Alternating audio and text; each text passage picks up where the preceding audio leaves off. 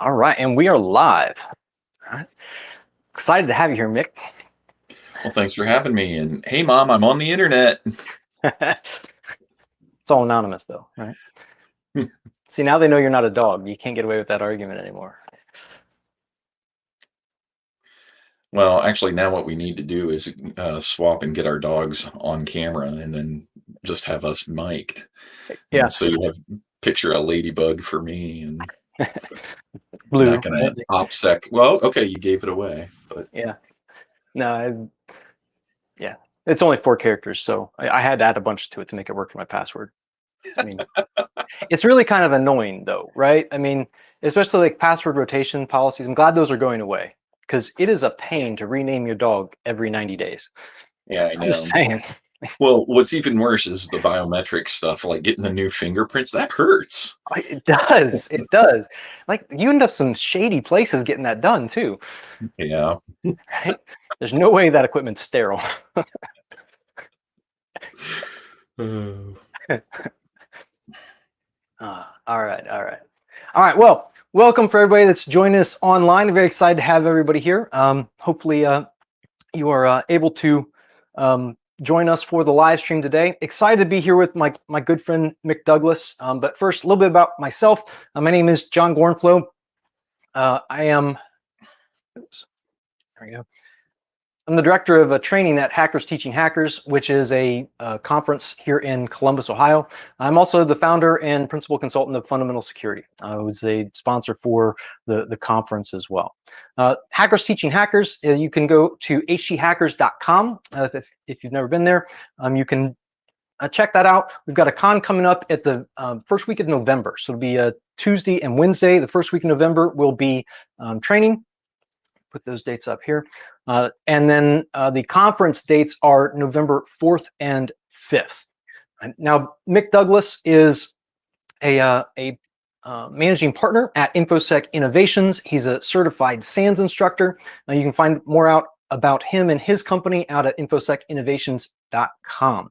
Now, we're here today to talk with Mick about his training class, which if you'd like to get more info on that, you can go out to hthackers.com/training and see explanation of the course and what he's going to be teaching you there. But before that, a little bit more about the conference itself, right?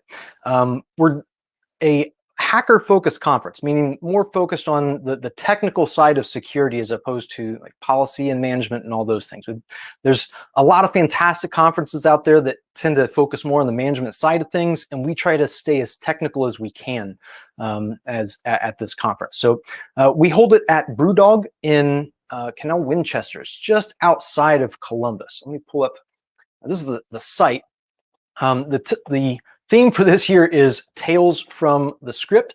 We've been wanting to do this theme for a while, so very excited to kick this off. We're a couple days late for Halloween, but excited to get that going. We've got training. You can actually stay at the venue because the Brewdog, while it is a craft brewery, it is also a hotel, right? Which is absolutely fantastic. Quick switch over here. Brewdog's site. Now you can book a room. You can visit the shop there. The rooms are fantastic. There's craft beer, a nice restaurant. It is a lot of fun and very exciting to go visit and be a part of. And so very excited to get the conference off the ground this year. I've got some pictures out there from previous years. Usually about 250 to 300. I think it's supposed to be limited to 250 people for the conference. So a lot of fun and a lot of fantastic stuff. Villages, the works, right? Now, some sponsors here. I want to take a moment and recognize the folks that are making the conference possible for us. Oops. There we go. First, our Palladium tier. This is Battelle. Huge thank you to Battelle for their donations this year. Have been a huge financial support for the conference and getting that off the ground for us. We also have a lot of support from Tenable, doing network security or network security scanning. A lot of other products out there you should definitely take a look at as well. So thank you to Tenable. And then the gold tier here, we have a sponsorship from CoreLight, which is pseudo related to what we're going to be talking about today, because much of what it's based on is the Zeek intrusion detection system. So we'll get into more of that in just a moment. All right. Let's get back to Mick here. All right, Mick, so good to have you. Well, thanks for having me. Yeah. So excited to talk to you about this class because Zeek, for those can you give a little bit of background on Zeek? Sure. So, for those who haven't yet embraced the amazingness that Zeek is, you're in for a wild ride. Zeek is a network monitoring tool. It can be used for just general network monitoring and health checks, but a lot of security practitioners love to use it because you can do things with Zeek that no other tool supports. Even some of the most expensive commercial tools don't have features and functions that Zeek has. And what's even weirder is some of the very expensive commercial tools are actually just a pretty overlay for Zeek. Now, you might have heard of Bro, which is the name that the project went by for several decades, and then they shifted the name fairly recently. And I've been using Zeek way for a very long time. In fact, I was working at Ohio State University when one of the early versions of Bro came out, and we used it to do some crazy things that just were not technically possible, and it blew everybody's mind. And I was like, I have got to learn this tool. And fortunately, I had a couple of easy courses that quarter because I spent an absurd amount of time at Baker Systems and at the supercomputing facility on Kinnear Road, and learned a ton of networking. And I've continued to use Bro/Zeek to this day. So from the very late 90s all the way to now, I've been using it, and I'm super excited to share with you some pro tips and tricks on how to use it. And there's some pretty interesting little twists that you can do that will give you huge performance increases in terms of how you do investigations or analyze things. Nice. Now, can you give us some example, like one of those really cool things that you did with it early on? Like one of the first things you did, kind of like the Hello World version of it or something like that. Well, one of the things that has always been baked into the tool are these user ID fields or flow ID fields.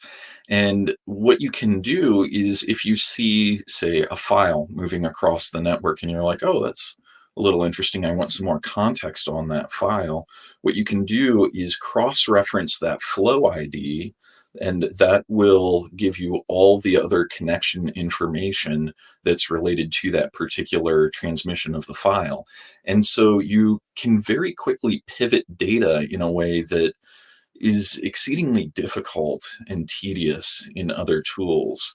And so once I saw that I could do that, I could very quickly start building, hey, this user chatted with this machine, what all was going on in relation to this.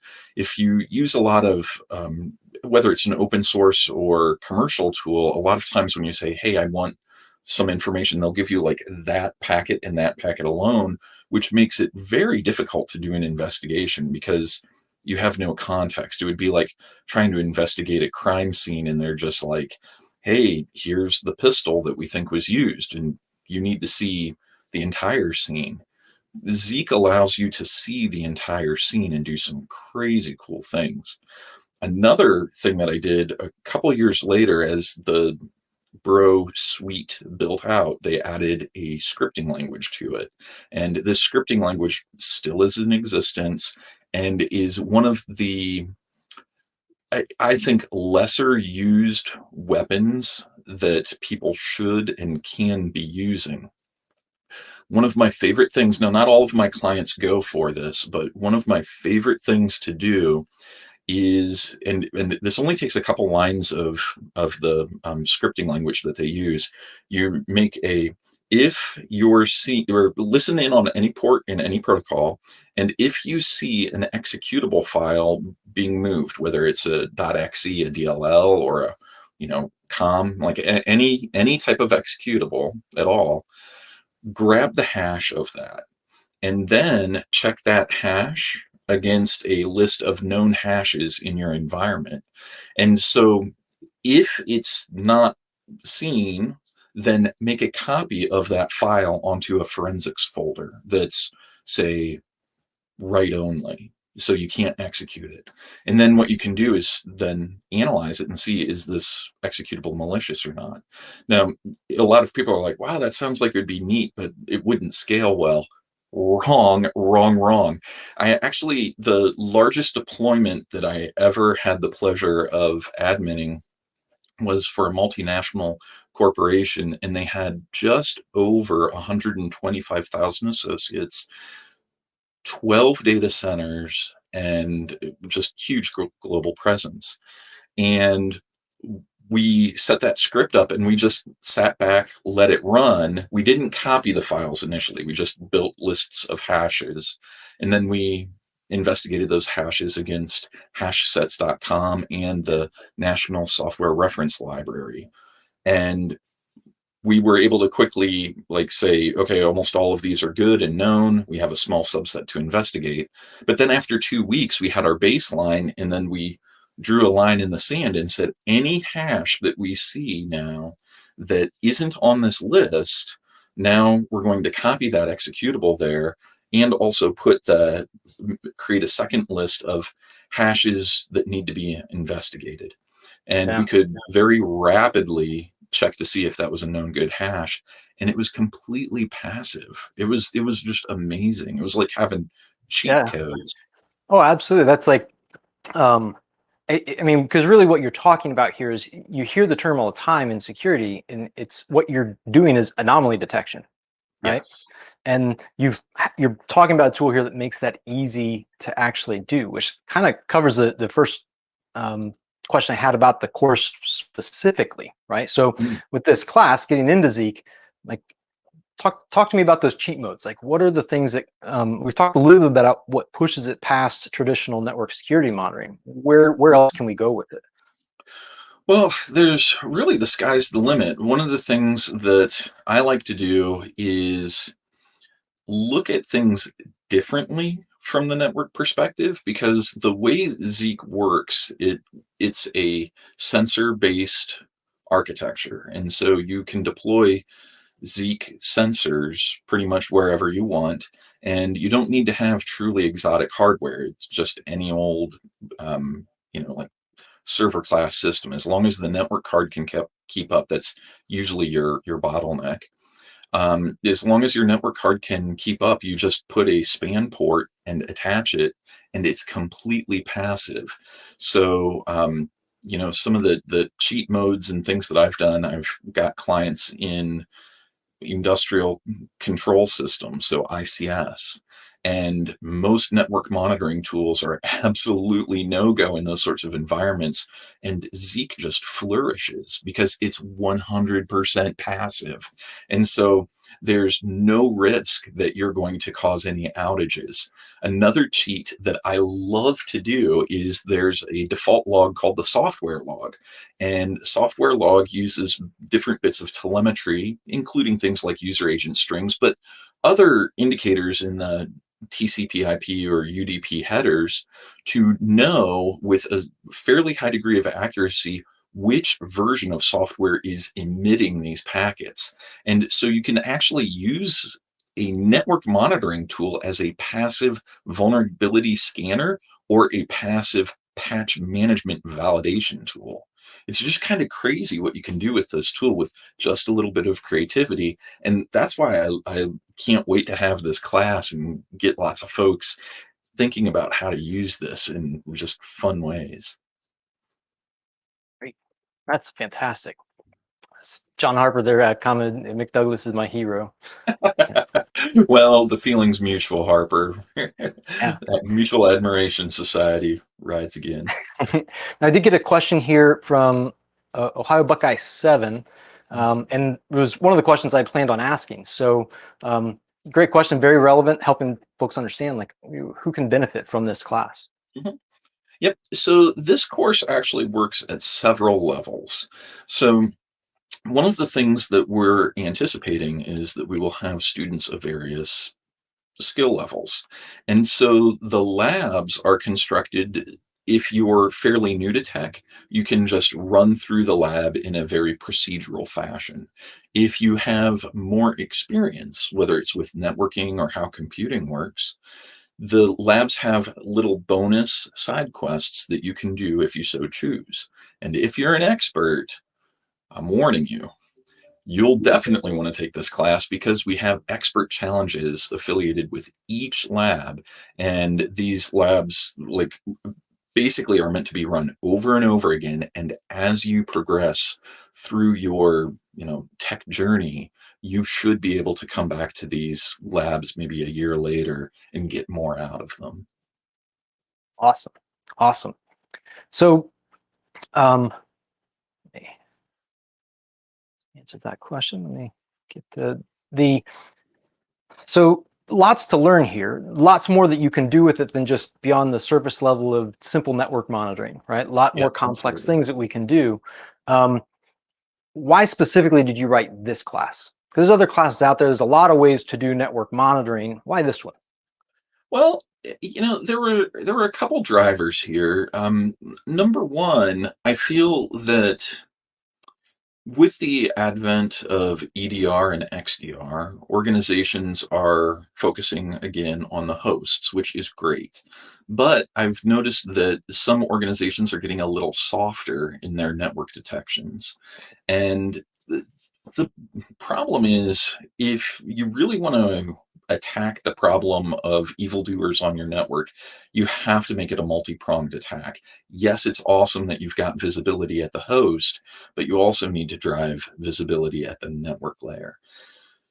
The other reason, and I don't mean to be impolite to some of the commercial vendors that are out there, but now more than ever, I'm seeing straight up snake oil network monitoring tools where, hey, plug in the compliance appliance 5000 and the hackers are stopped. And I want to assure you, they are not. I'm a relatively small startup company. We've been in existence for 4 years. We buy those compliance appliance things and put them in our lab and figure out how to bypass them. If a small firm based out of Columbus, Ohio, am doing it, I guarantee you any respectable organized crime unit, and certainly any nation state, is doing the same. It would be an embarrassment if they didn't. So you need to understand how to detect at the network layer and do it really well. Even if you don't use Zeek, here's an interesting thing also about how the class is constructed. Even if you don't use Zeek or can't use Zeek at where you're at, this course also talks a lot about the strategy of how attacks look at the network layer and how you can leverage those ripples, those indicators, and whether you're using NetFlow or, even like whatever vendor, you're going to be able to take the techniques and reverse the telemetry for your tooling. Okay. Nice. That's fantastic. Um, so we talked about who should take the class, right? Let's talk a little bit about specifically what folks are going to learn if they take the class. Because we talked about some really cool things that can be done. We talked about the basics of what Zeek is, but what are people actually going to walk away learning? Which is also going to answer one of the questions, and I'll put that up in just a minute. Hi, Buck, I said, when I saw your question, I'll pull it up in just a second. All right, sounds good. So one of the things that if I'm playing cards face up, that Zeke has a problem with is that while it is an incredibly amazing tool, if you've never used it before, it is pretty daunting. And it's not conceptually difficult. It's just very different. Zeek was built by data scientists, not networking people. And so some of the terms that they use don't line up with what you or I may think of. And so the main thing that you're going to get out of this class is a bunch of cheat sheets on when Zeek says this, I need to think of it this way. Here's how these components interrelate. I mean, gosh, I wish so bad that I had somebody when I was on my Zeek journeys on like, hey, be aware of this thing because if you flip this one bit, it completely explodes. So that's really what this course is really about, is you are getting an accelerator so that when you use Zeek, you're going to hit the ground running a lot faster. We're flattening that learning curve. Which that sounds a lot like, this is true when I talk to people that have written classes, or you hear people interview that write books, and they're like, why'd you write the book? And they're like, I wrote it because I needed it. And it didn't exist when I was trying to learn or overcome these challenges or whatever it was. And so there's just this gap in the world that you look to fill, at least from the perspective of how you think about it, how you learn, right? So yeah, a lot of this course actually comes from a text file that I've been keeping for several decades. That's my cheat sheet of how I do things with the Bro/Zeek system. nice. Awesome. Now let me get to we've got one question here I want to answer, which is in the realm of kind of what you'll learn in the class, right? So asking, what do you need, right? What's going to be provided? What's included? What do they need to be able to participate and succeed in this class? Yep, great question. So because Zeek is a network security monitoring tool, we're going to be providing you the things that you need. You don't have to bring any specialized networking gear. All you need is either a computer or a tablet that has the ability to SSH into a Zeek instance that you will set up, and you will have everything provided. So all you need is a terminal, basically. Now you will want a keyboard. Like I suppose you could run the course with just a tablet and using the on-screen keyboard, but it would be incredibly slow and punishing. So I'm encouraging just a laptop, or I suppose if you wanted to do like a keyboard-based tablet, you could. But any type of computing device that can SSH in, your aces. Fantastic. Fantastic. Very cool. All right. So talked about what folks learn. We talked about who should take the class. Talked about why you wrote it. Like, what is your favorite part about this class? I think the part that I like about the course is that at each point when we show you a task, there's always a next level. So, perfect for instance, LLM&R is a very vulnerable protocol, and there's tools like Responder or Inve that allow you to steal credentials if LLM&R is available in the environment. Well, there's a lot of tools out there that will say, oh, we can detect Responder. And yes, they can. But what we do in the Responder lab, for instance, is we go one step further and set up a passive monitor that will alert you, hey, these machines are vulnerable to this attack even before the attack takes place in your network. Nice. So like every single lab, there's always a, but wait, there's more. And so buckle up, there is a surface layer to it. So if you're not, ready to go on the deep end yet, don't worry. We'll give you like how to detect Responder, which is, you need that, right? Yeah. But for each lab, there's always this, and then that's there. And it was just really fun building that. I don't know if you can see, my eyes are all sparkling when I'm talking about this, because Oh, it's just absolutely. it's just like I feel like we're firing for effect and then putting a few more rounds down range just for good measure is what the course really is. Yeah. Yeah. Now, go for a second. Like a lot of times, maybe somebody listening, if they're more on the defensive side of things, they may not be all that familiar with Responder. So Yep. can you like give a 2-3 minute rundown of what Responder is and why it's so effective as an attack tool, and why it's so hard for traditional network security monitoring tools to actually detect the attack?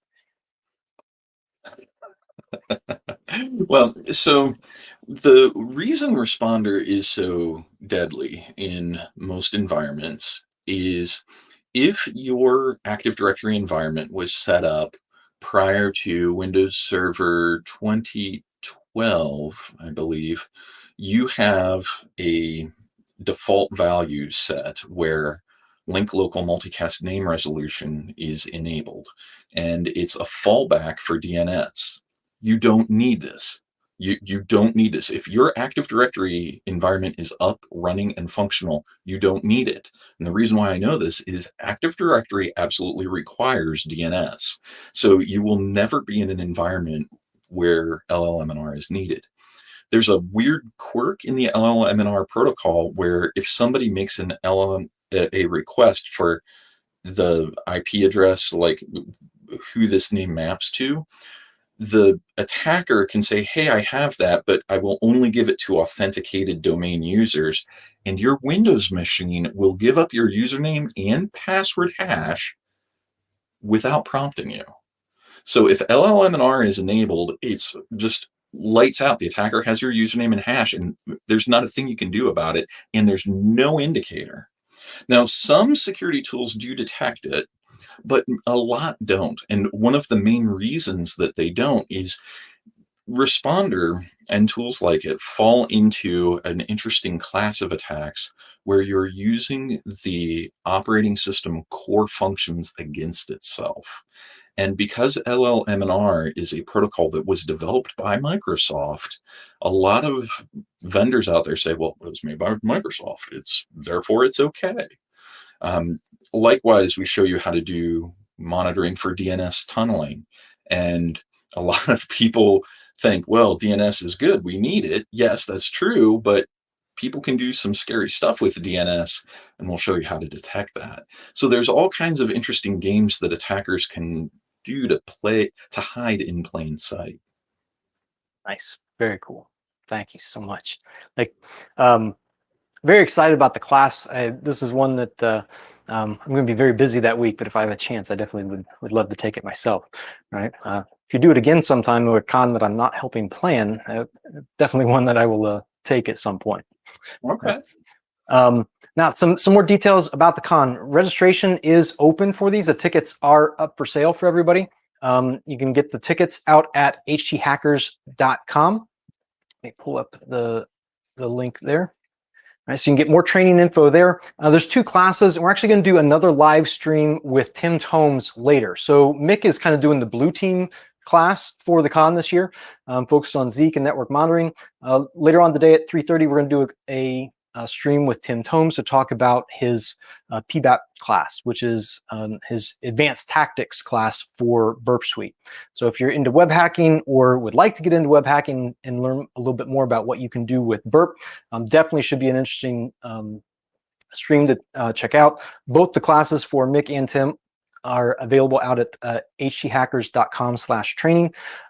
The training tickets include your con ticket, so you'll get a ticket to the con, right?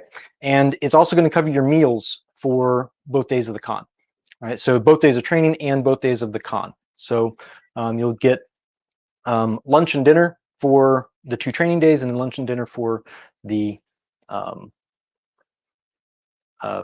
itself. So definitely a deal. Definitely worth checking out, and there are still tickets available. So hopefully we'll see some of you there. All right. I think that's it for now. Mick, anything you want to say before we sign off? No, just hope to see you there. And folks, you're going to have a blast. It's like having like a no clip view in a first person shooter. You're just walking through walls, making headshots. It's the best thing you'll ever do when it comes to defense. It's like cheating in a good way. Awesome. Well, thanks so much, Mick. Again, if you want to find more information out about Mick, you can check out his company and his site out at infosecinnovations.com. Definitely check out some of his other projects. I mean, this is just one class that he's done, but he's got some really cool stuff, like what's the logging project? I always have to check. Whatstolog.com, and then we also have a GUI overlay for PowerShell called Fantastic, and Awesome. both of those are really cool projects. We're ramping up for a sprint on each of them soon, so you'll want to check them out. Awesome. Cool. Well, that's it for now. Mick, thank you so much for joining and taking some time to explain class to us. And Yeah, thank you. yeah, no problem. Looking forward to seeing the class run in November. All right. Cheers. Bye, everyone. We'll see you.